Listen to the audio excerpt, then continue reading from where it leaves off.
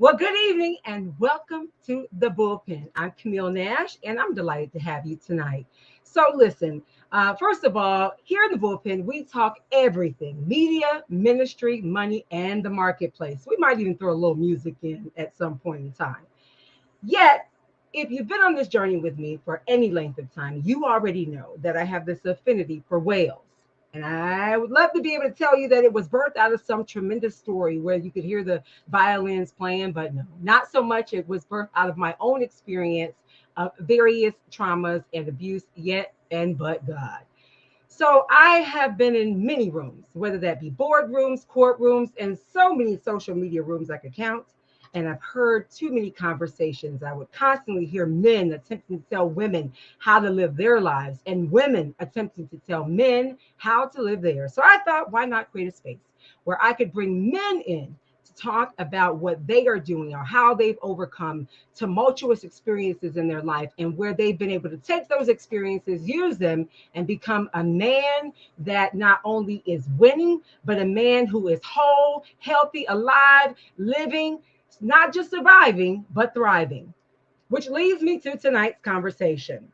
I just know that men need to hear from men, which is where it all begins. So tonight, you all may have heard that there's been a lot of conversation around the writer's strike, a lot of things happening in film, in Black excellence, in Black media, in Black films. So, I thought, why not, since we're on this role or on this theme, in this theme of Black excellence, you all know I'm talking a lot about Black excellence right through here. I thought, why not talk more about the striking distance in film? And I couldn't think of anybody that would be great. And maybe a name that you know. And if you don't know, now you will know. And I couldn't think of anyone that would be able to speak on this topic because he's been in front of the camera, he's been behind the camera, he's an award-winning, he's an award-winning actor, he's a director, he's a producer. And I believe he can sing a little bit too, but he's done so many things behind the scenes and in front of the scenes. So I thought, why not bring him to the platform where we can talk more about what's happening in Black media, in Black film, and more importantly, how we can do it in such a way where we exude Black excellence. So allow me to introduce to some and present to others, none other than Rodney Damon Collins to the platform. Wow. That was an amazing introduction, Camille. Thank you so much. I'm so excited to be here in the bullpen. Let's go. Let's go. Yes, Let's go. let's You do know, it. I love you looking beautiful. The set's looking right. Let's do this. Thank you so kindly. I appreciate that, especially coming from somebody who's an expert behind the scenes and who spends a lot of their life and have spent a lot of their life in front of the camera. So we're going to talk a lot about that. I wanted to kind of get into a number of things when it comes to the films, the type of films that you've been doing, our faith.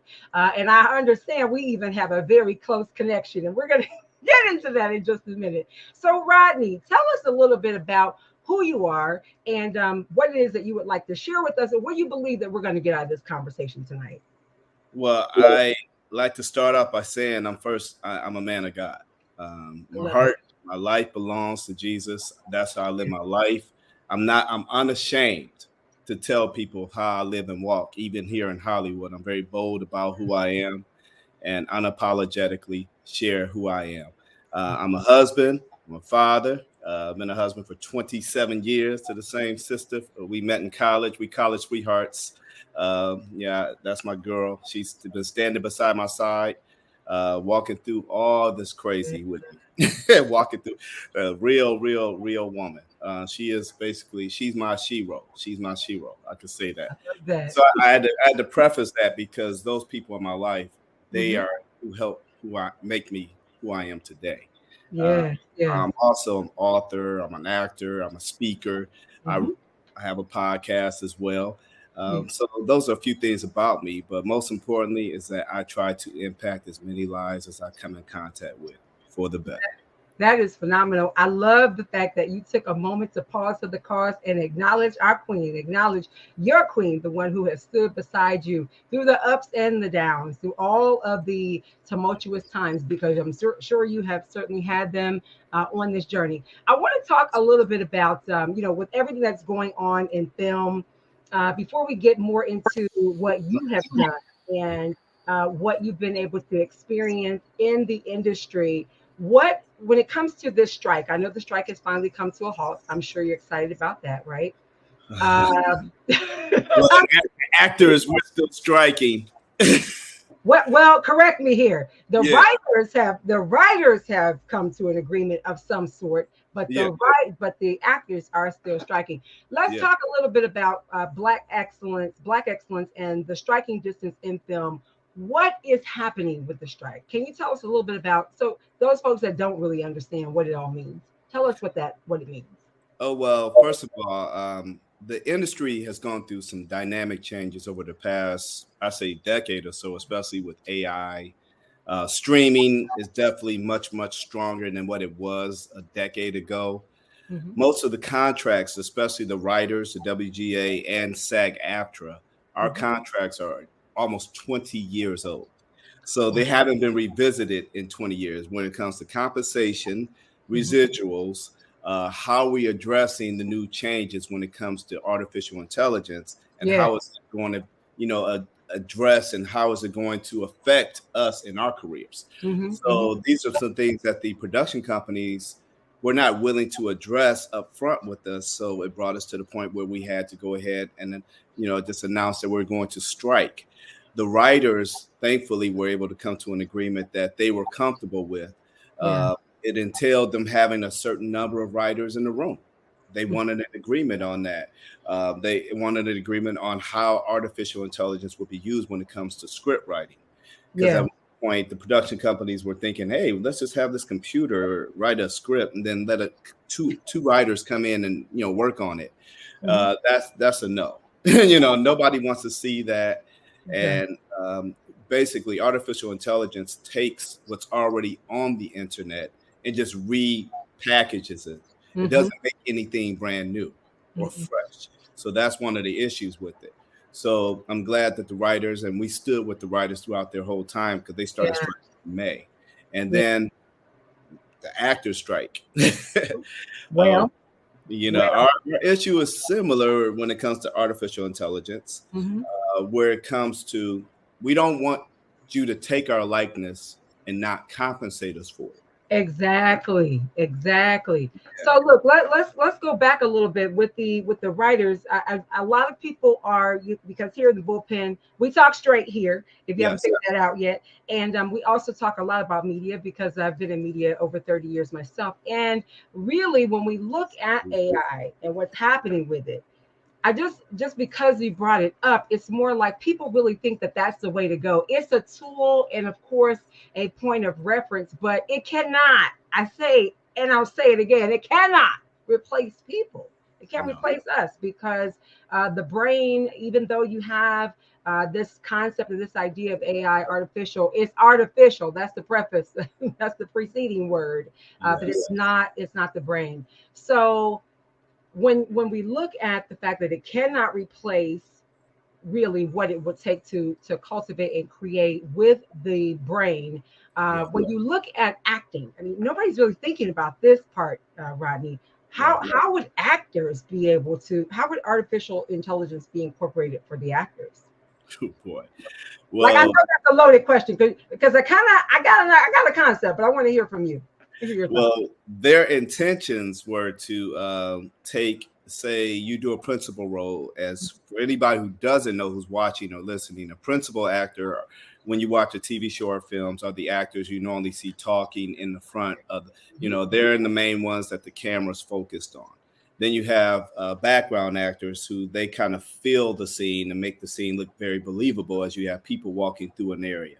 So just wanted to just distinguish between those two. With the principal actors, they wanted to basically take our voice and our likeness, and we do a scene or a role, Right. and they can just bring that face voice back as a recurring, as later on in another episode, without bringing that actor back on Mm-hmm. set. So they Mm-hmm. were thinking about, hey, let's just pay them one time, a one-time performance, and leave it at that.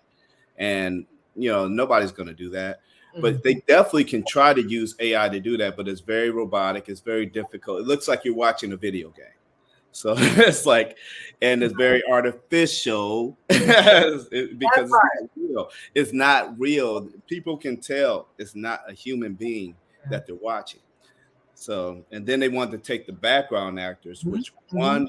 one production company actually got away with it for a TV show, WandaVision. They actually took background actors from that show Yeah. and reproduced their likeness. They got them to sign an agreement, and they took them into a trailer, did the whole body scan, face scan, and everything, and Wow. reproduced their likeness, and only paid them once and used them numerous times for the show. Oh my So goodness. that's why it's like you got to stop that, because there are people whose livelihoods are at stake when it comes to that. And Absolutely. yeah, and we as actors are okay. I understand artificial intelligence is here. Mhm, It's been around mhm. forever with our cell phones and everything. Right. It's not new. Yeah, it's nothing new. No. Our mindset is, if you go use me like that, you need to pay for that. Just pay for that. If you want to take my likeness and use it on another project, compensate me for that. Exactly. Yeah, so it's like, hey, we're not trying to stop progression. We're just saying you not go do this without paying us. Mhm, You mhm. know. And James Earl Jones lent his voice. So Yeah. So when we look at the just with this new age, or if you will, when it comes to how content is put together, yes. and the importance of being able to have real people, real quality actors, quality writers, directors, because I find it interesting that you can distinguish between an artificial voice. Now, Yes. I've heard some really good ones, and as I'm sure have you, I've heard some really good ones where you're kind of like you have to kind of play that thing back a few times, and it does sound very close to the real thing. Does Yes. that cause any type of angst for you when we look at the all of the? I'll tell you my thoughts, but when we look at Yes. all of that that's coming forward, when we look at the technology, doesn't technology in media or in film trouble you in any way when it comes to what you do behind the scenes and in front of the camera? Yeah, honestly, yes, it does, because if we don't get some set parameters with how we're going to handle this and get an agreement, Yeah. then yeah, they could very easily just take our likeness and use it just consistently, and just kind of eliminate various roles, eliminate various crew positions that they need, Mhm, eliminate background actors. They can eliminate voice actors, which I do voice acting as well. mhm. So a lot of jobs could be completely taken away unless there are some set parameters put Yeah. forth. So definitely gives angst. That's the main reason why we put our foot down. Mhm, Definitely residuals is an issue, and being compensated more for our various appearances on TV are mhm. very important. But AI is one of the most important things, because that's the future. Yeah. That's And it's only going to get better. It's It's going yeah. to Well. I'm thinking about. So first of all, my thoughts are I immediately go back to the onset of the World Wide Web, also known to everybody as WWW. yeah, And most people had that same level of angst or trepidation when it came to what's going to happen with this coming forward. What will take place? Everybody's talking about how our jobs will be gone. We won't be able to do this. We won't be able to do that. It's coming to the end of the world. I mean, I remember that, as I'm sure you do. And yes, so I like to look at it because I do love technology. It's one of my things. I enjoy it. I like, sometimes it takes me a minute to kind of get my arms and head around it. My arms might get around it first before my head completely. But but I do like it. I do like yes, it because I look at it's only going to make our lives better, but we can't really live in a Jetson world without some expectations of a fallout. There's going to be a fallout somewhere. I'm reminded of a film I saw years ago, and it wasn't that long ago, maybe 4 or 5 years ago, where with the whole Tesla and the automatic cars, how the automatic cars were doing things that they shouldn't have been doing. It was just causing havoc in that state or in the world at that time in the film anyway. And so I yes, imagine, it's like life imitating art. It happens. yes, So therefore, with technology coming on board and you not having any level of, you may have a level of angst, but not discouragement because you're a man of faith. So I want yes, to dig into that for a few minutes, and we'll come back to film. When it comes to your level of faith, being a man of faith, uh, tell us a little bit about where you're from and how did you make the leap from doing what you were doing before film called you? Okay. Well, I grew up in a city called Toledo, Ohio, before I Oh moved no, to. you didn't. Oh no, you didn't. Yes, I did. I grew up in Toledo. That's the town that made me. My family still lives there, as far as my parents. Nice. Um, I actually wrote my first sketch comedy as a senior in high school. So, Wow. yeah, so I knew I had a desire for the arts. I just didn't know exactly how to really get growing up in the Midwest. Yeah. So I kind of just stayed involved with it loosely in college. I was first generation college. So last thing I was gonna do was go home and tell my parents, "Hey, I'm a theater major, mom and dad." They'd be like, "Yeah, hey, we don't know what that means. We We need you." up. Yeah, you go. We don't know what that means. We need you to get a job. We Yeah. spend a lot of money. We sacrificing here. So I didn't want to do that to my family, and they never put that pressure to tell me of Mhm. things that they didn't want me to do, but they definitely wanted me to get a job. Yeah. So, but after I graduated from college, I ended up moving to Cleveland. Mhm. Worked for a great company. Cleveland. Lived in Cleveland for 20 years. Wow. Really? See, that's Yes. our connection. I'm from Cleveland. Yeah, I know. I know. That's why I look at that big old Cleveland smile. Yeah, listen here. It's some Cleveland folks everywhere. Everywhere you go, you're bound to find somebody from Ohio, from Cleveland more particularly. So continue. I meet somebody from Cleveland almost every Everywhere. month out here. Do you Out really? here. Yeah. Yes, I Yeah. but what happened is after I worked vocationally in ministry in Cleveland for over a decade You for a too. very good church. What were you doing? What were you doing there with in the ministry? I was overseeing young adults, Okay. teenagers, kids, um, a lot. A lot. Like Yeah, everything. yeah, a whole lot.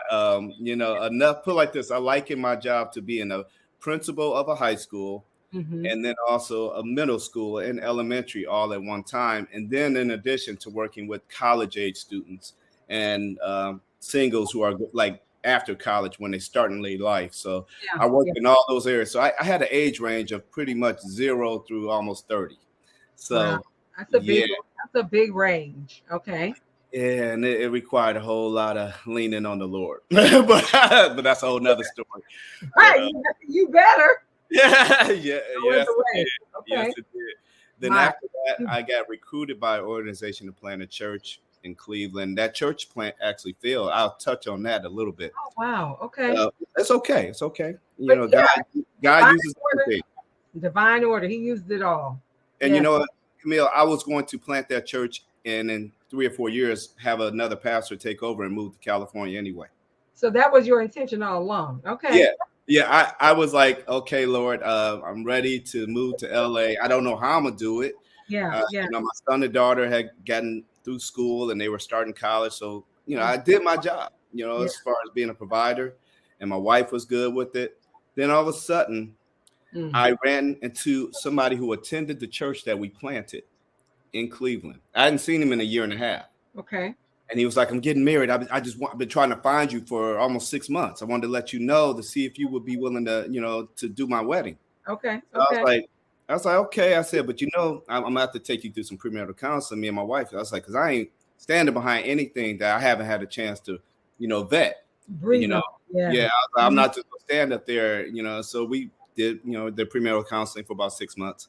Okay. After during the night before the wedding rehearsal dinner, Mm. we're talking, and I was talking with his father who runs a company in Cleveland.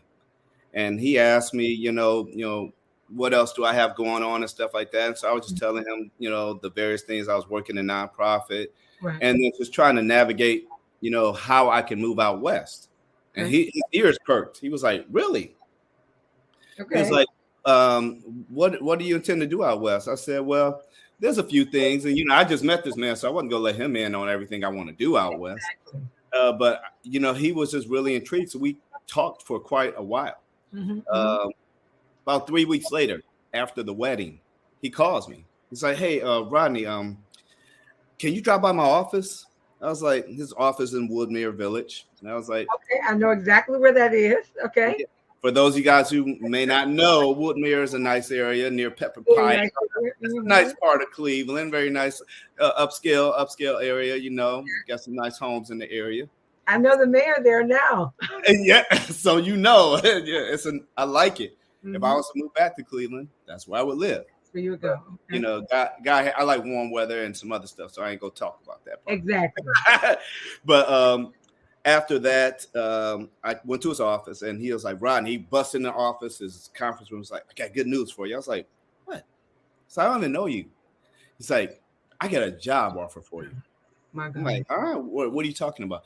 He's like, it's in LA. He's like, I was like, what do you mean? He was like, well, you know, we talked a few weeks ago, and he said, I've been looking for somebody that I wanted to hire to fill this position that, you know, we're starting a branch of our company out there. And I want you to, you know, go out there and help, you know, launch it. I'm sitting there like, I'm looking at him like he's crazy. Exactly. I'm like, what? So, you know, afterwards, you know, I was like, okay, let me talk about it with my wife a little bit. Mm-hmm. So I talked with my wife. I prayed about it. I had my older brother who's in law enforcement do a little background check on old boy. I said, listen, I need you to check out this dude's business. Make sure I ain't getting in nothing that's going to get me in jail. You know, let me stay away from this. And well, yeah, hey, you got to do your homework. Better. Ended up accepting the job within 3 months. And this was in 2015, January 2016. I was in LA. Now, this is where it gets interesting. Okay. Because I'm like, oh, yeah, okay, guys, this is good. 9 days after living in LA, I'm sitting 9 days. 9 days, I get totaled. Somebody hits me in Your the car? car. Waiting, yeah, I have been waiting a long time to get this car.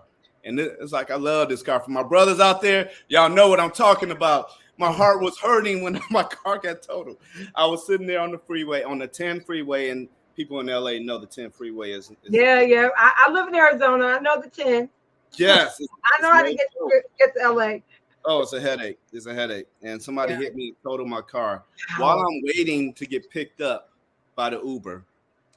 Because a police officer dropped me off at a restaurant because I was like, I didn't want him dropping me off at home because I was like, I don't want to be in your car a long time. Can you just take me to this restaurant up here? Exactly. So it said, your driver, Jesus, will arrive in like 15 minutes. I know I was like, I'm in California. Jesus is a popular name because, you know, a large Mexican population. But I was like, what are the chances that I would get a message like this when I'm so distraught and start? But it said Jesus will arrive, and I was sitting there like, okay, let me just look at that, and I'm like, okay, Lord, is that you talking to me? Yeah. Well, fast forward a few more months working for this company, things were not working as they planned. You know, with the development of the new branch.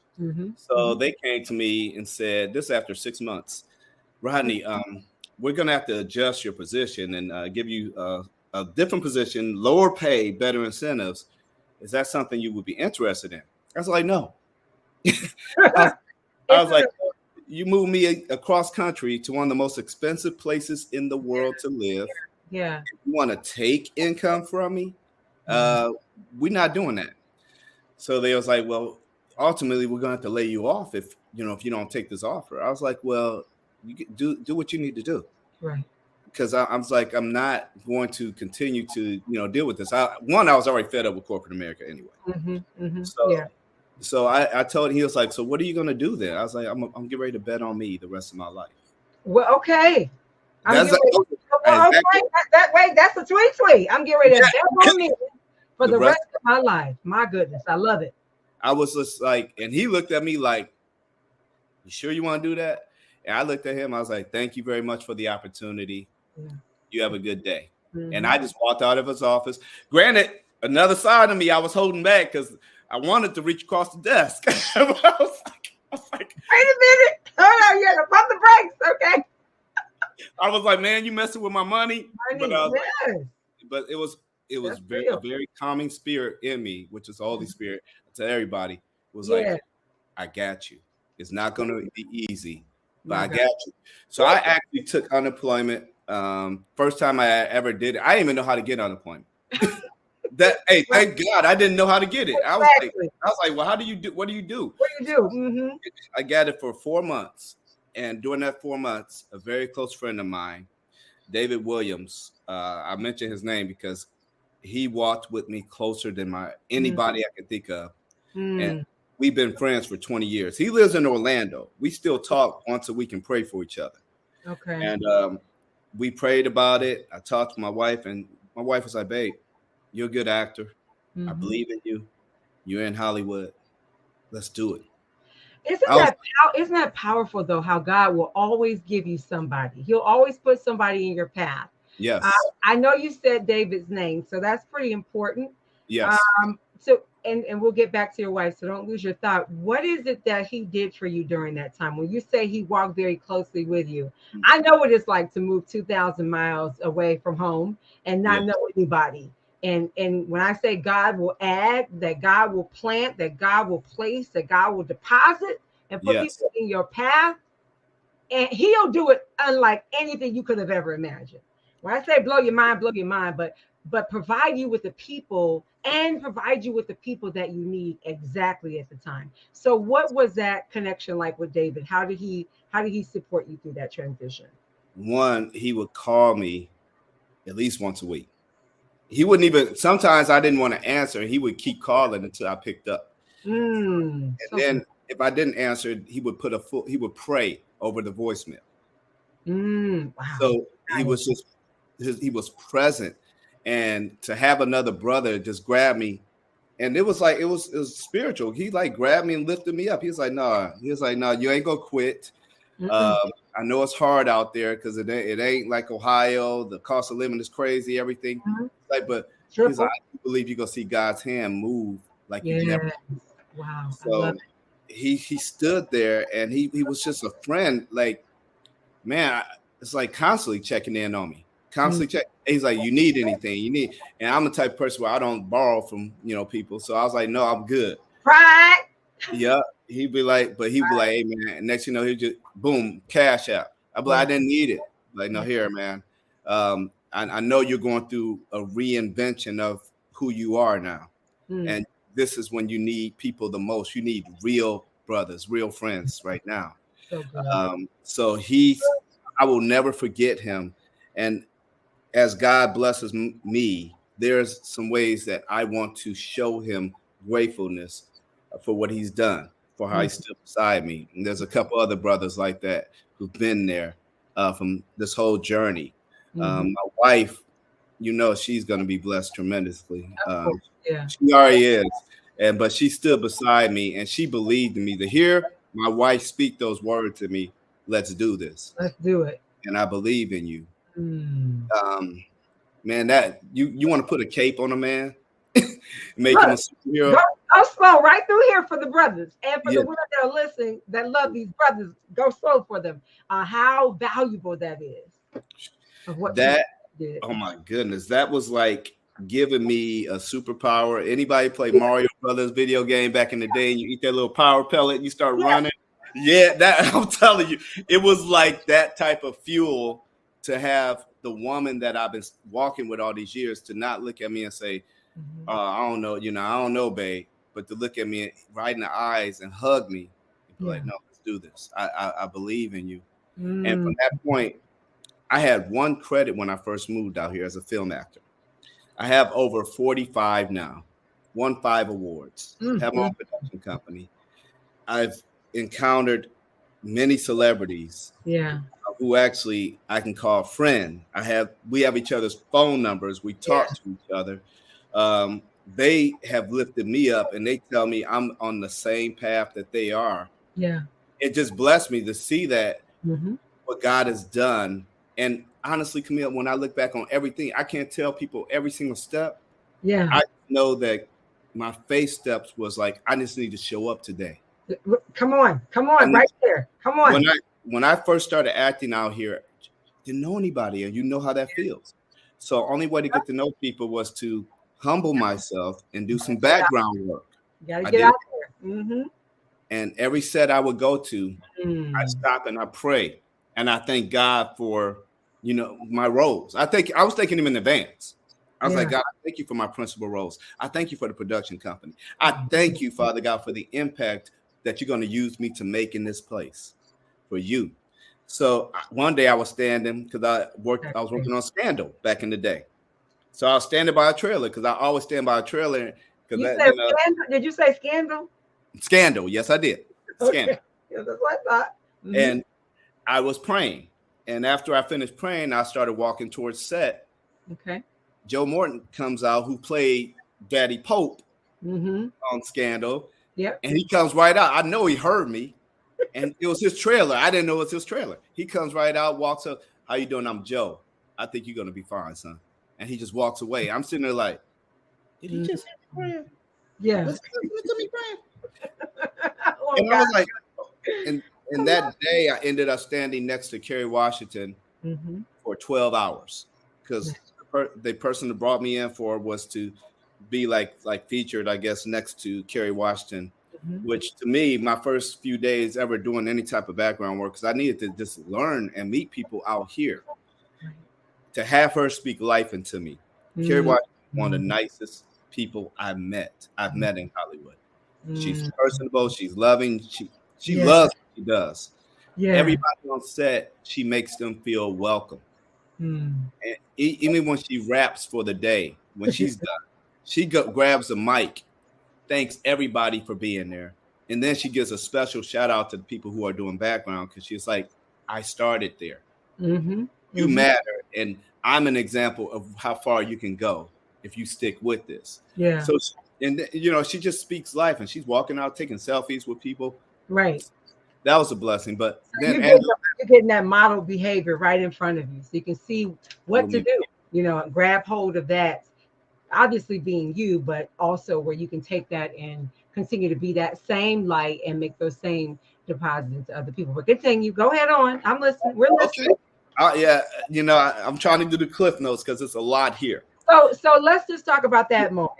Let's talk about that moment. I've spoken with teachers, and I've spoken with a couple people that have been in the presence of Oprah and other people, and I've had my own experiences. What was it like for you to stand right next to her? 12 hours, that's more than a regular work day. But to be able just to experience or take in not the pandemonium of celebrityism, right? But her as an individual, and more so God allowing you. He said He'll allow us to walk with kings, right? Yes. So to be in the presence of a queen in this space, what was that like for you? Because it had to breathe something in you in that moment. Oh my goodness, it supercharged me, because she told me, she's like, if you're standing here, it's because you belong here. So I want you to feel like that wherever you go on set, whenever you go for an audition, whatever you do, you belong here. So that's one of the most important things you have to believe about yourself, is that you belong. And she spoke that to me, and it was just really just nice and just kind. She really just empowered me, like even with just a kind of a subtle hi, how you doing? My name is Carrie. You know, it's like, I know who she is, but for her to be that humble and introduce herself and welcome me to the show, like, welcome to the show. I hope you have a great day on set with us. And it's like, wow. Talk about Black excellence. Excellence. And Angela Bassett was directing the episode. So wow, you got the double dose. I was like, oh my goodness. I didn't even know she was directing. She walked down. I had so many chills up my back. I was like, Lord, I don't want to leave. I can stay. I was like, this is where I want to be. This is it. So, but those lessons I learned from being around Carrie and Angela, because Angela said hello. She was walking real fast, but she was heading somewhere. But she said hello, greeted me. How you doing? Let's go today, and just kept it moving. I was like, you know, that type of humility, because Hollywood gets such a bad reputation. You know, dig into that. Exactly. And I tell people, I said, there are a lot of beautiful, hardworking people who love the Lord, who are working in Hollywood, telling stories. Come on here. And it's like, they talk about it like it's such a dark place. I was like, the world is dark right now. And our job is to be light wherever we go. If you're in a corporate space, traditional corporate space. You're supposed to be that light. You're in the classroom, you're supposed to be that light. I'm in Hollywood, it's supposed to be that light. It's no different. It's like we're doing a job, we're working, and it's just blessed me being around these people who truly are genuine, but they work hard. They may have a big name, but oftentimes I'm gonna keep it real. I think sometimes it's jealousy how people are just hate on them. Come on here. I'm gonna tell the truth. I think people are jealous because it's like, what's so dark about Hollywood compared to what I done seen? I worked in traditional corporate America for 20 years. I saw a whole lot of darkness. I saw people sell their soul to get that promotion. It's like, come on. It's like, no. I was like, we all need the Lord wherever we're at. So I was grateful that God had called me now to be a missionary in Hollywood through working through it. I had to pay my dues in order to really understand and be able to appreciate this journey. Yes. I had to go through some things. And those things were very hard. You know, there were times when I'd be like, hey, man, I don't know where my next check coming from or my next check coming from. So, and I'm just keeping it real, Camille. That's real. I come to my wife, my sister, and be like, babe, I ain't got no check this week. You know, I just can't do that. It's like, and that's when I would trust the Lord, and He would open up doors. They were not always the doors I wanted to walk through, but it was still a door for me to provide. So I did those things in order to. There's a sacrifice and a price you have to pay when you want to see your dream come to fruition. So big time. It's blessed me this entire journey. And another principle I learned is showing up, like I mentioned earlier. And this happened. This is how I got my first principal role on Amazon show. Okay. I was working background again. This is like kind of like a year and a half of background. I started getting tired. You were doing, is that Dr. Watson? Yes. Okay. Yes. Okay. Yeah. Oh, okay. Yeah. All right. Yes. That's the show Chosen Can. It was a Amazon short series, but I was grateful to be on it. But I met the writer and creator while doing background. He was actually a black man named Nico Sparks. Today, we're still very cool. He was actually in between takes. He would be sitting back there writing, computer, notebooks, and everything in our holding area. So I'm looking and I'm like, I'm here to meet as many people as possible. So I went back there and introduced myself. I said, hey, brother, what you working on? And he was like, yeah, I'm working on the show. I'm finishing it up. I'll be pitching it to HBO and Amazon later on this year. I was like, really? I was like, well, how do you do that? Yeah. He had funding. He's good friends with Morris Chestnut, Shamar Moore. They all helped him find funding and stuff for his project. And he was like, well, I got enough together to where I can pitch it and see if I can, do my first show. He had already turned it into a comic book. So he gave you a real answer though. With that, when you asked him that question, he gave you a real answer. He didn't snub you. He didn't give you a shuck and jive. He gave you a straight answer. He was straightforward. He was like, brother, this is what I'm working on. He was like, background work has allowed me to get my real work done. Because when you do background, oftentimes you're sitting a lot longer than you're working. Yes. So he had brought work. He was working. So in between takes, he would be back there working. Yeah. And I just, we exchanged numbers. And I said, well, hey, he's another contact. We'll stay in touch. 6 months later, he reaches out. I get a call. It's Nico. He was like, hey, man, you remember the show, Chosen Can? I was like, yeah, man. He was like, well, it got picked up. I was like, dope. Congratulations, brother. Right. Nice. And he was like, you know what? I wrote a character for you. I was like, huh? What you say? What you say now? What did you say? Yeah, I was like, you what? He was like, I thought you was a real impressive brother. He was like, I had never seen you work because, I didn't have a whole lot of film at the time. But he was like, I just felt like I need to give this brother a chance to be on my show. It's like the character I created is Dr. Watson. And he's like a mix of David Duchovny from the X-Files and a little Nick Fury from, the Avengers. He was like, I want you to put some of that edge and everything in there. But he was like, this is what, I thought of when I met you. And I was like, my goofy self was like, oh, okay. I was like, you want me to send in an audition tape? He was like, Hey, no, I'm trying. You you want to make it respecting the harder? process. You just respecting the process. That's all. You just respecting the process. And you know what else? Another principle. I didn't know how to receive when God was doing something like that. My God, my God. Why is that such a struggle, Rodney? Why that I mean, I have my own theories, Yes, my own thoughts about it. But why is it such a struggle even for men? Because a lot of women don't think men struggle with it. yes, I know emotionally, from emotional intelligence perspective, there's a lot that goes into a pathology or history, things that have happened to us, trauma, abuse, those things. But men experience it too. yes. So why do you believe? Before I jump into another topic, I want to ask you a little bit about the other film that your best actor in a feature film. Why do would you say you have struggled with it, even with I all the doors and blessings that the Lord has that God has bestowed upon you? I struggle with it because one, pride, Mm. which is which can ruin you. It can wreck you if you are so prideful because you feel like, well, I don't want nothing given to me. I want to earn everything. Well, you earned it. And God was like, well, you earned it. He knocking me on the head like you earned it by being approachable, by going to talk to this person, by introducing yourself. You showed up. You're doing background work. You earning it by paying your dues in other ways. You're still training. You're Yeah. still doing other things. I just chose to open up a door for you. Mm-hmm. I had to sit down and really process that because pride will mess us up. Pride will make us lose out on so many blessings. Yeah. So that's another one thing.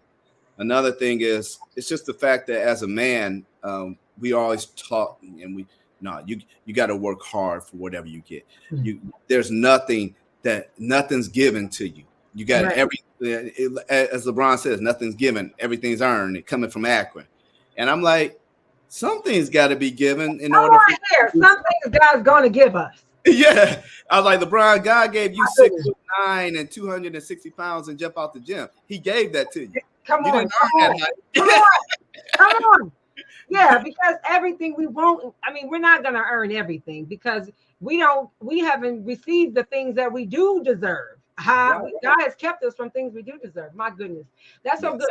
Listen, I want to switch gears a little bit because I'm going to allow you to kind of share your thoughts, and we still have a few more minutes. But as we gear towards the last segment, I want to ask a little bit about. I heard that you won the best actor. I don't want to botch it up. The best actor in a feature film at Fantastic Horror Film Festival. Now, I Yes. want to ask you that because you are a man of faith, you are a man Yes. of family, and when it comes to now involving horror films, I have my own trauma experience with horror films. Yes. Um, but I've also been a writer for a long time, and I've talked to a lot of people, a lot of folks, even in the last year, the doors that God has opened for me, or people that He's connected me with, just to be in the room with them, to have dialogue, to be able to ask a question.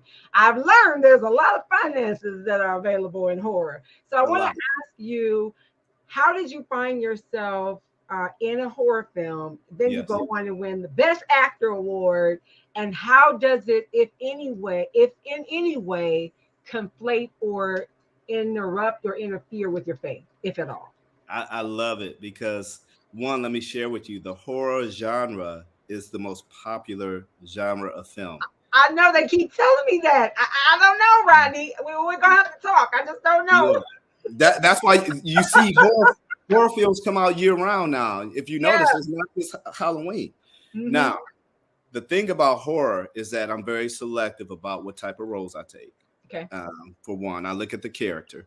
Mm-hmm. And we have to remember horror is not just some monster doing something.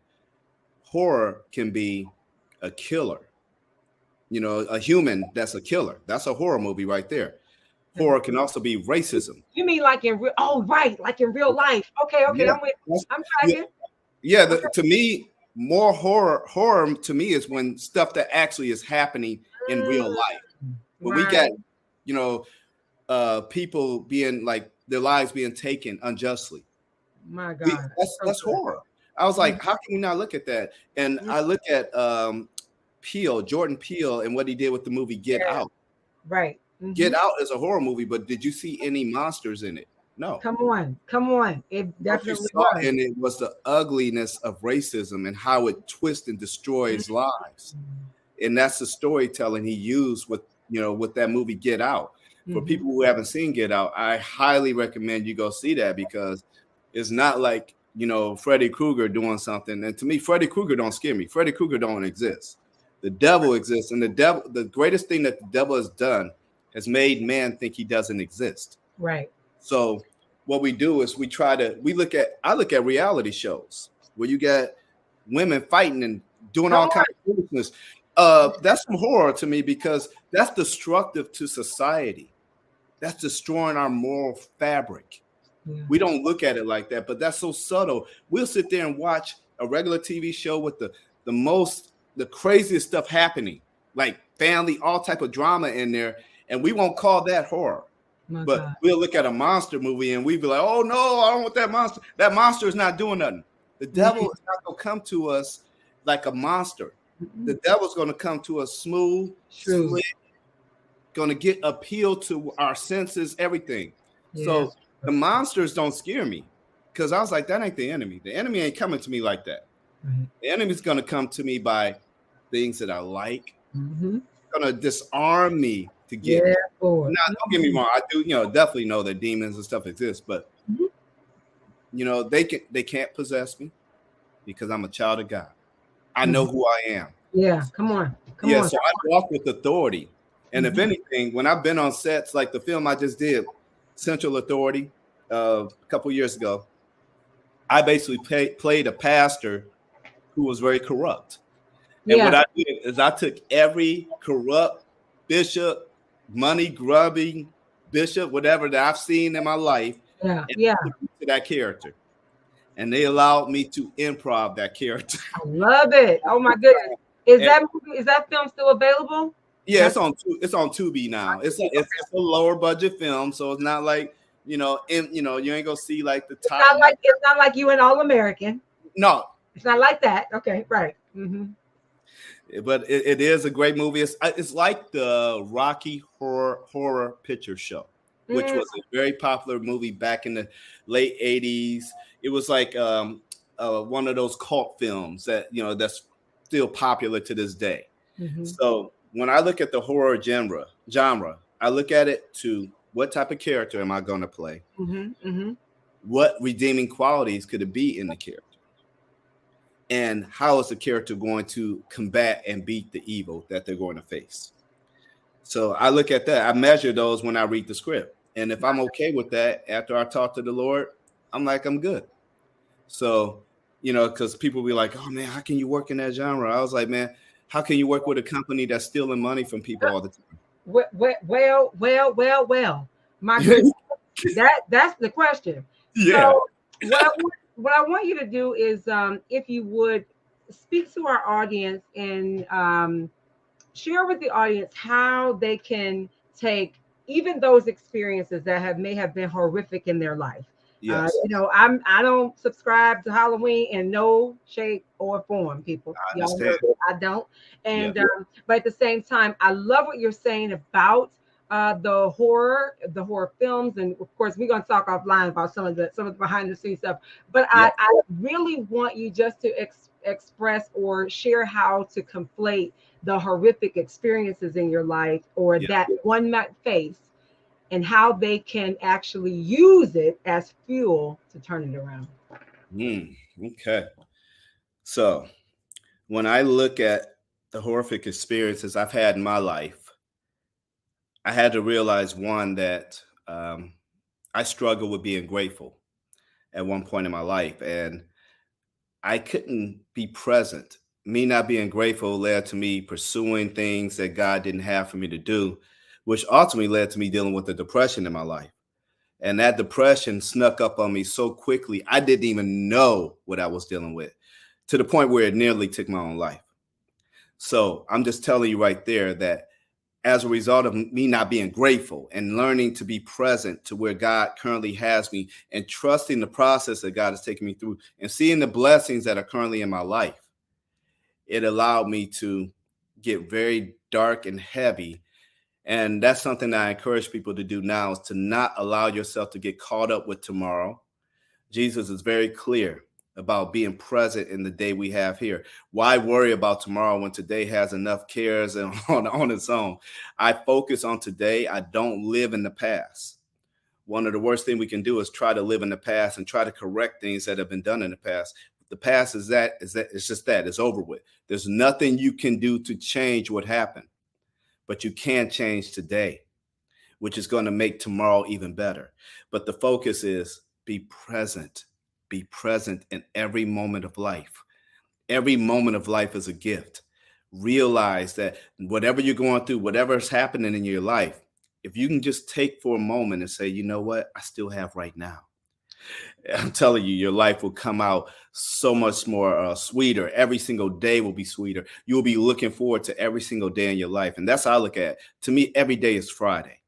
And we all know Friday is the best day of the week for me. But we live for today and quit worrying about tomorrow. Tomorrow will take care of itself. That's all I wanted to say to you. All right. Well, my goodness, that's so good. Friday is the best day of the week, huh? Yes, it is. Everybody loves Friday. Yes. Yeah. And that's every day for me is Friday. Yes. Yeah, every day for you is Friday. I love that. Couple quick round questions for you. What's your favorite film and who's your favorite writer? All right. Well, favorite film is Gladiator. Why? Because I love the story of what Maximus had to go through, the betrayal, and how he had to wait for the right moment to exact his revenge at the end of the movie, and everything he had to endure. And that movie is just so epic for me. It just resonates with me in so many ways. And I think there's a line in the movie where he says, remember, what you do today is going to ring out through eternity, right before the war starts at the beginning of the film. And I was like, wow, everything I do, I want it to ring throughout eternity. So I that's one of the movies that I absolutely love. I can watch Gladiator. If it come on TV, I sit and watch it. If I'm on a plane and Gladiator is an option, I watch it because wherever you can see it. Yes. So, and my favorite writer, oh my goodness, I have writer. It can be writer or director, since that's both. Okay. Favorite director. When I think about directors, I go with Spike Lee. Yeah, I love Spike Lee. I look at. I declare I'm gonna get him on this show. I declare. In Jesus' name, Spike Lee is coming to. Jesus' name, he's coming to the bullpen. He's coming. I'm getting him on here, and I'll even tag him. Yeah, he's on here. I'm getting him on. He's coming on. He is somebody I've watched his journey. I watched how he's empowered people. If he was the first, as far as my experience with film, seeing a director take a group of actors and use them in several films, help them build their careers. Storytelling. I remember his first film, which very low budget, was called "She's Gotta Have It." Gotta have it. We remember. Yeah, and that was one of those films where the sister was searching. Yeah. She was searching for love, and but he did. And there's various aspects of that film are so relatable to today. So I'll go back to that film, and Do the Right Thing is still, and Do the Right Thing and Malcolm X are still my two top favorite films that he's ever done. And what I love about those two first films is that his grandmother gave him seed money, all from her Social Security check. She was a retired teacher. She gave him, which you may know that story already, she gave him all of her Social Security checks that she had earned over the last couple of years and gave them to him, gifted them to him for seed money in those films. My last question for you today is, it's my signature question I ask everybody, and that is, what is the lesson that took you the longest to learn? Lesson that took me longest to learn was to be a communicator. Say what I mean what I say. If I'm hurting, to say that I'm hurting. If I'm upset, to say I'm upset. If I need something, to say I need something. But also listening to not respond, but to understand. That I can tell you, Camille, has saved my marriage. Not to say my wife and I, we didn't go to the divorce court or anything, but Yeah. we were having a very difficult time at one point. And Yeah. I'm very open and transparent. I That's had to real. learn. We did marriage therapy, and during that process, I learned. I was like, man, all these years I haven't really been hearing my wife, Hmm. So and I had to learn to be a better communicator. She'll tell you the same thing that she's yeah. had to learn that too. But I remember I met a couple that's been married 50 years, and they told me when I had told them, this was when I was at my 25th anniversary. They was like, yo, man, y'all ain't done nothing yet.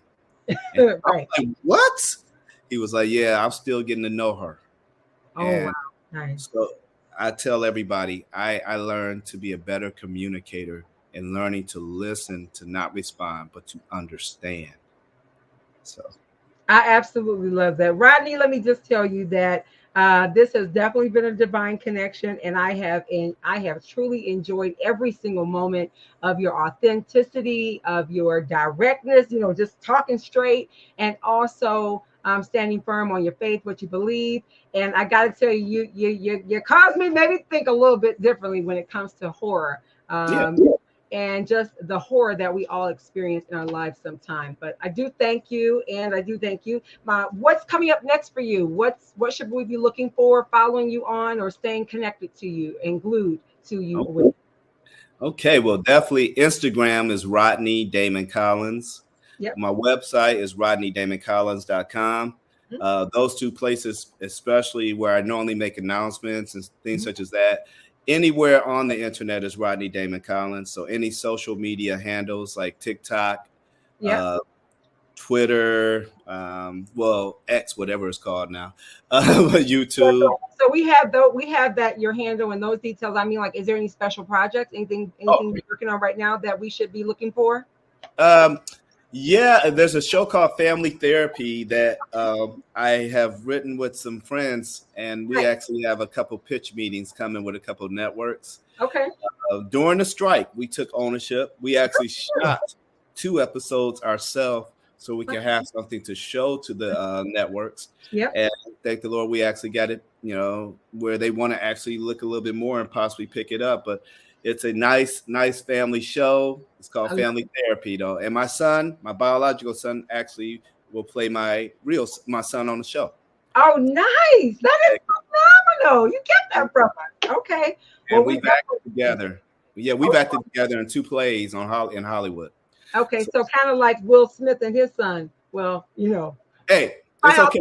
happening, but Hey, we know what's up with them, but Will and Jaden, what with them working together, that is a desire I had, and we have our own production company. My son and I, JRC Oh, Legacy Productions, okay. and we actually have finished. We wrote a script, a show called Wilson Hall, and Yeah. it's a crime series that's going to be a podcast release first. Then we're Okay. going to turn it into a TV show.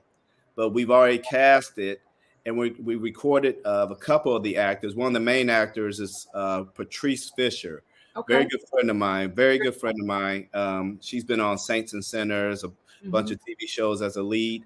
So she actually recorded her voiceover already, and I've done my work. Yeah. So so that's another project. We did this during the strike, so Love that. I I love don't wait that for you all anything. didn't let that strike stop you, and you No. were still striking distance, even during the strike.